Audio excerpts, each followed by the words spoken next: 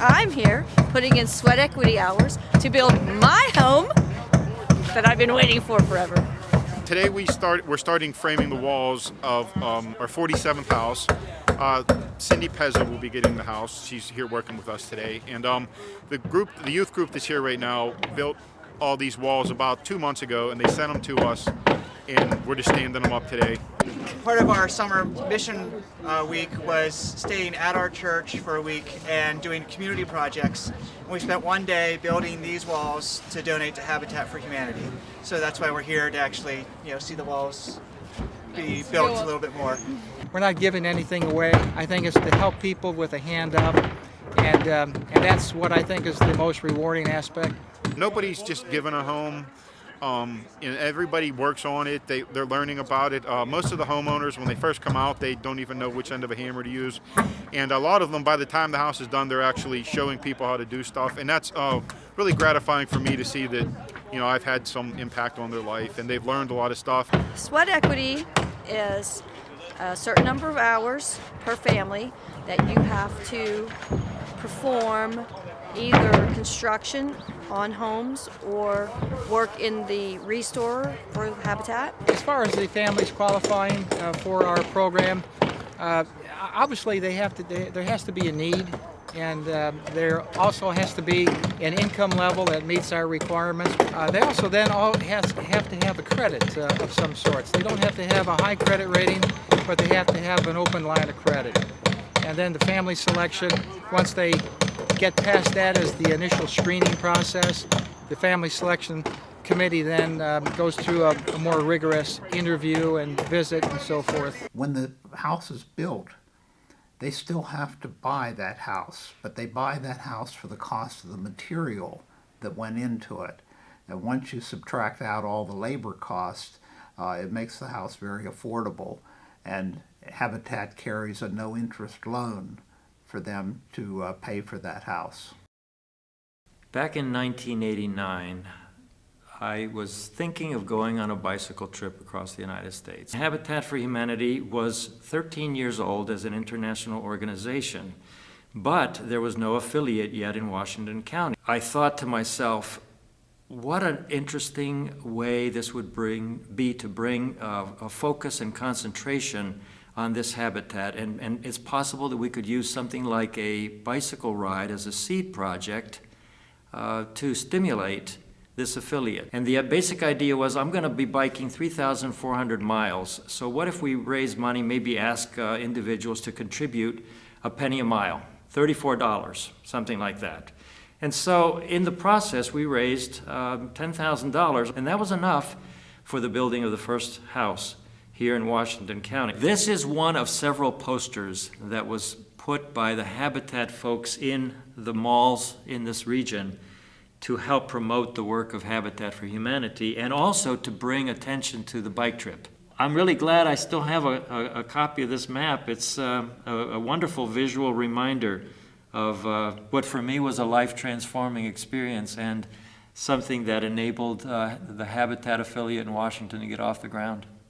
It started out with a small group of people, and has grown substantially over the years. We've built many homes. We've had all kinds of projects. We had one project where we built 5 homes at one time. We've had blitz builds where the home builders in the area came in and helped us build a house in 32 hours. Probably one of the most exciting experiences is the friendships that you develop with the other volunteers and with the families. I think it's very rewarding, because in the end you see the family get the home and move in. I think that's the most exciting part of it. We do have a closing, but then afterwards we all meet at the homeowners, volunteers and the construction crew and the homeowner and their family. And we bless the house, because we are a Christian organization, and that's very important to us. So we have a dedication where we dedicate the house to them, and then we hand the keys over to the homeowner. The day they handed us the keys was very emotional. Christmas Eve, December 24, 2002, we moved in. Some of my friends and family got together and put our Christmas tree up. So to walk in and see the tree up already, you know, and just ready to move in. It was great. I started a photo album from day one that they did the ground digging all the way to the finish. And so I can always look back and remember the experience and the friends who came and helped. My role in Habitat is presently as president of the board of directors.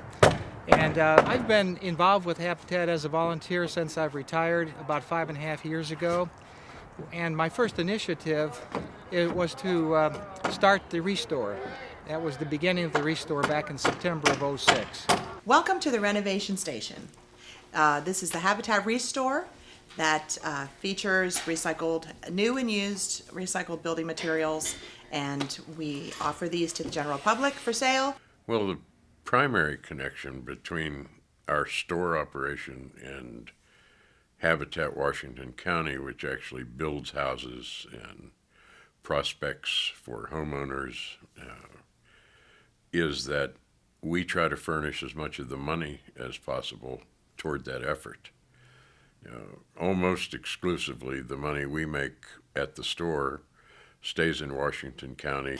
Habitat Restores are an international phenomenon with Habitat for Humanity. You know, we started this the recycled building materials program, and it has grown across the country. We do accept most items to the store.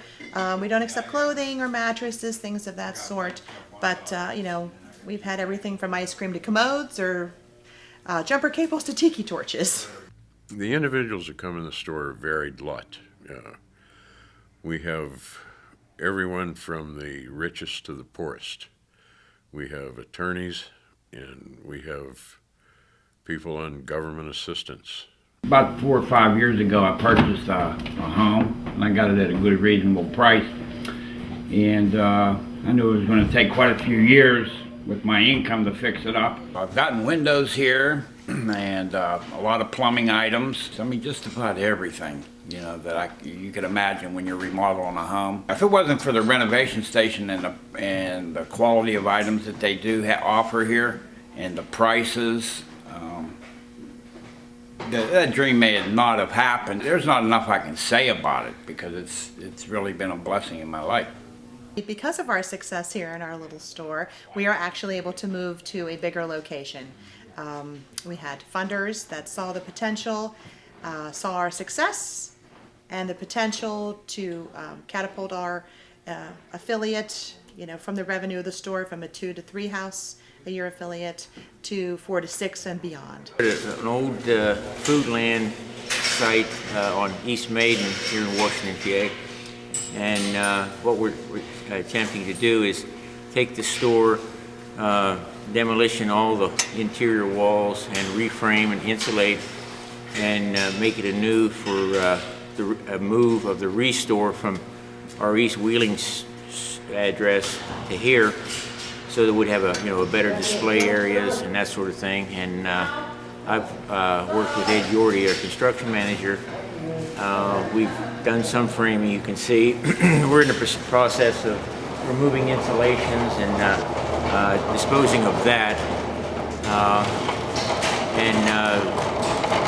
I've just been volunteering to the demolition crews, basically what it's been, before we can start resurrecting a new building.